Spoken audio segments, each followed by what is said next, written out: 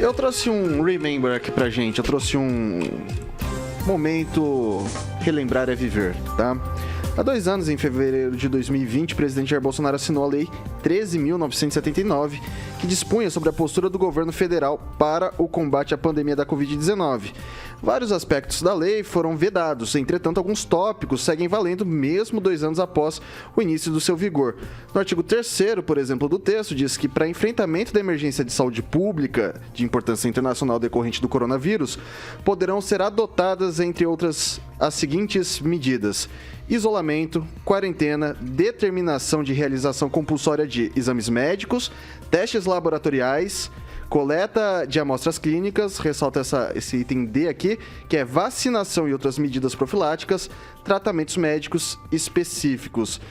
Em dezembro do mesmo ano, o Supremo Tribunal Federal julgou como constitucional a obrigatoriedade da vacina, em acordo com a lei que foi assinada pelo presidente Bolsonaro. O Supremo Tribunal Federal entendeu que o Estado pode determinar que a vacinação da população seja obrigatória, inclusive contra a Covid-19, sendo afastada medidas invasivas como o uso da força para exigir a imunização. O colegiado definiu que a vacinação compulsória pode ser implementada por medidas indiretas, com a restrição ao exercício de certas atividades ou presença em determinados lugares. E eu trouxe essa lei porque ela completa exatamente 2 anos agora e está bem recente ainda essa questão do passaporte de vacinação. Então, de um lado, a gente tem uma lei que o presidente Bolsonaro assinou, falando que sobre a vacinação compulsória, e depois um endossamento do Supremo Tribunal Federal falando que esse compulsório não é obrigar a pessoa a tomar, mas que pode restringir um ou outro espaço, que me parece algo muito parecido com o passaporte da vacina. Eu começo com o Celestino. Inclusive, essa lei foi feita pelo Mandetta e pelo ex-ministro da Justiça, o Sérgio Moro, que está caindo nas pesquisas. O presidente assinou, é óbvio, né? Ele confiou no ministro da Justiça, que estava levando pau naquela época. Inclusive, eu quero de público aqui pedir desculpa para o Ângelo Rigon, né? Que ele me alertou sobre o Moro no passado, né? Falou, não faça manifestação em favor do Moro. Esse Moro não presta. Mas olha, eu não me recordo de ter falado isso, porque não é meu palavreado falar que qual pessoa não presta. Eu não uso esse tipo de palavreado. Eu me recordo bem. Tá, ô Celestino, mas essa lei eu acho que é do Mandetta e do Moro. Não, é assinada pelo Bolsonaro, pelo Mandetta. Teve uma anterior do Mandetta e do Moro. Deixa eu falar. Foi assinada pelo Bolsonaro, foi assinada pelo Sérgio Moro e foi assinada pelo Mandetta. Isso. E houve esse primeiro entendimento. Daí depois a compulsoriedade da vacina, a obrigação da vacina, foi depois da lei também endossada pelo Supremo Tribunal Federal. E daí é justamente isso. Não era o caso, por exemplo, não estou falando que é para fazer ou não, mas se fosse o caso, o presidente fazer outra lei, baixar uma portaria contra isso, porque ele não fez. Assim, não sei se você me permite. Claro. Até para tentar esclarecer um pouco isso, porque as pessoas confundem bastante, né? Uma questão é assim, a vacina é obrigatória? Não. Ninguém vai obrigar você a tomar a vacina. Você tem a liberdade de decidir sobre isso ou não. Aí, o que o STF decidiu, né, acho que foram 2 ADIs, se não me engano, é o seguinte, o Estado, falando de o Estado do Paraná e os municípios, eles têm autonomia para criar restrições. Isso. Por quê? Então, ou seja, o município, as cidades podem criar restrições. Então, o que é interessante é o seguinte, o direito, como a gente já falou aqui, a questão do direito individual de cada um, a pessoa tem autonomia de decidir se ela quer tomar ou não a vacina. Uhum. Veja, mas inclusive essa pessoa que, se por acaso decidir não tomar a vacina, depois, caso ela fique internada, o Estado continua com o dever dele de cuidar dessa pessoa. Então, é muito importante a gente separar essas duas coisas, né? Sim. Só para deixar claro, então eu trouxe primeiro essa lei do presidente Bolsonaro, assinada por ele, e daí depois esse entendimento do Supremo Tribunal Federal justamente sobre isso, sobre exatamente a mesma lei, ressaltando que a obrigatoriedade se dá na restrição de espaços, né?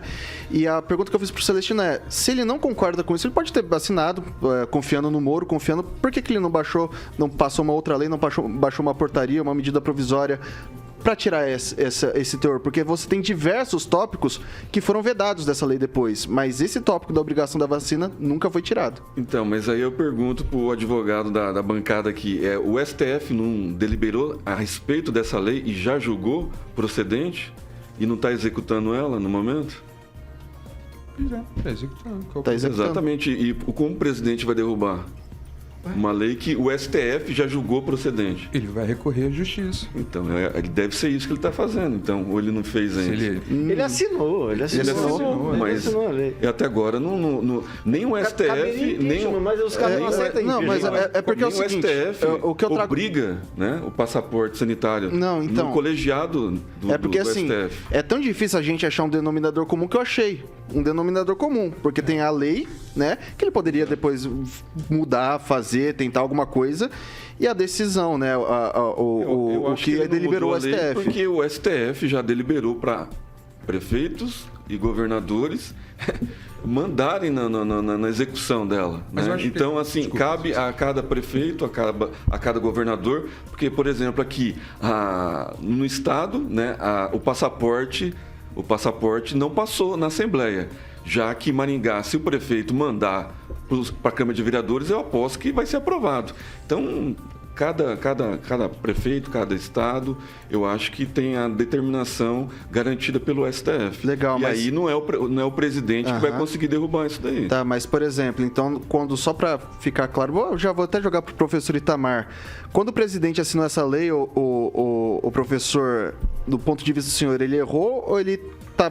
Porque, assim, uma coisa é o discurso e outra coisa é o que ele assina, né? O que está assinado diz uma coisa, o que ele fala é outra, né? Então, em que a gente acredita? No diário oficial assinado ou na fala do Twitter do presidente?